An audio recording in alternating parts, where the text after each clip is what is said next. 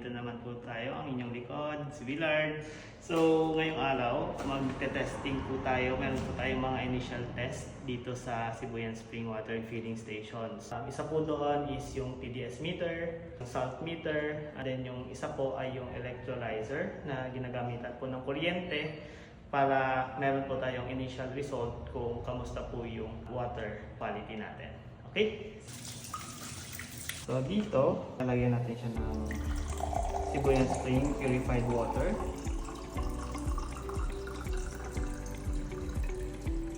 Okay. And then yung isa, lalagyan natin siya ng filtered water na to, pero hindi pa to siya purified. So lalagyan natin siya ng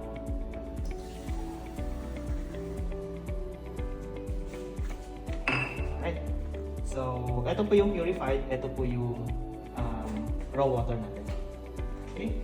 Tapos gagamitan natin siya ng electrolyzer, no? Stopwatch. Okay, ready? Okay, so gamit po yung electrolyzer natin. Ite-testing po natin yung water natin, no? Okay.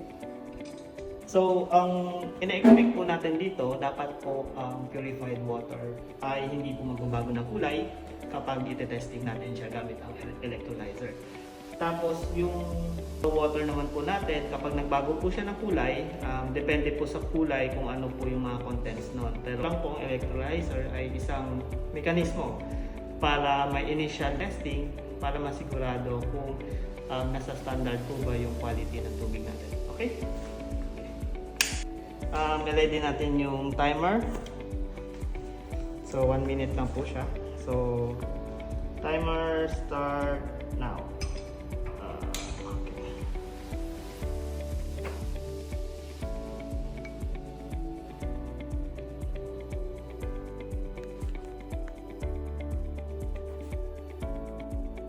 And so may pagbabago na po yung kulay ng ating raw water. So makikita po natin na siguradong purified po yung tubig natin kasi hindi po nagbabago ng kulay. Okay, so 1 minute lang po yung bibilangin natin.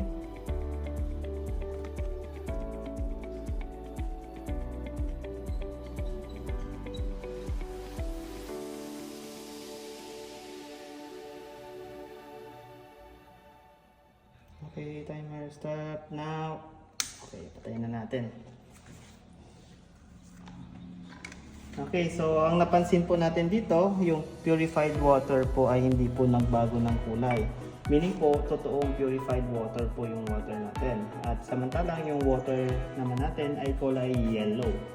So, since spring water po tayo, indikasyon po yan na may mga organic matter sa tubig. So, which is normal kasi nagsisipin yung tubig ulan at ibang mga organic matter sa ating water source. Okay? Alright, so ito yung pangalawang test natin. Nalagyan natin ito ng purified water. Okay.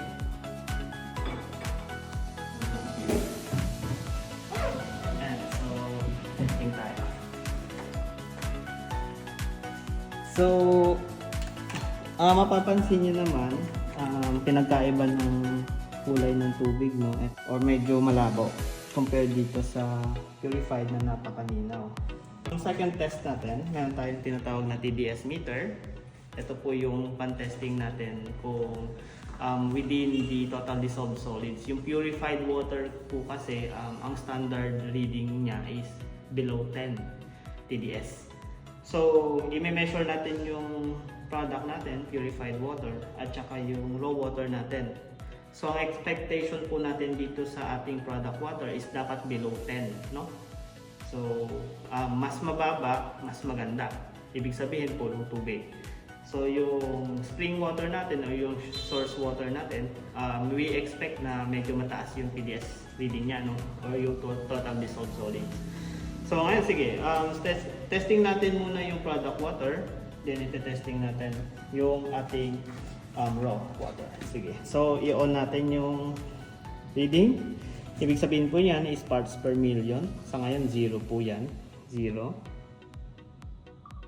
Yan. So, sige, didip natin siya dito. Yan. So, ibig sabihin po ng 1 ppm ay purong tubig po ang ating product water, no? Meaning purified water talaga siya. Okay. So, next natin ididip ay yung raw water natin. Yan. So, 60, 59, 60, 61, no? 61, yep. So, yan po yung raw water natin. So, ulitin natin. Testing natin siya dito sa ating product water.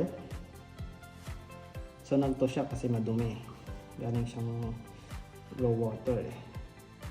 Yan. So, 1 na ulit siya, no? Next nating iti-testing is yung salt water. No? Meron tayo dito yung salt measurement. So, again, in-house tester lang po natin siya. Ginagamit po natin yung mga tester na to for initial checks ng quality ng tubig, no?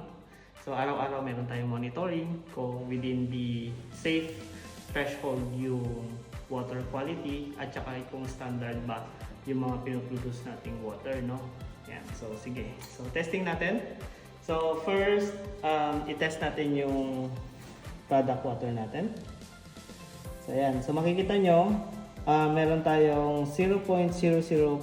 So, ibig sabihin, walang asin. Wala pong asin sa tubig natin. Ang current temperature natin is 29.8 degrees Celsius. Okay? So, next, try natin to. Ayan, nagbago siya, no? So, mukhang wala namang salt yung spring water natin. Ayun lang. So, meron tayong tatlong test na ginawa. Yung testing ng asin sa tubig. Pangalawa is yung TDS, kung totoong purified yung water natin. At saka yung pangatlo is yung electrolyzer, no? Yung gumagamit tayo ng kuryente para i-test yung tubig natin. So, sa lahat ng mga ito, in-house testing lang po siya, no? Inuulit ko, in-house testing lang po. Ang in-house testing po ay gumagamit kami ng aparato na nabibili po sa ating market para po matesting yung tubig.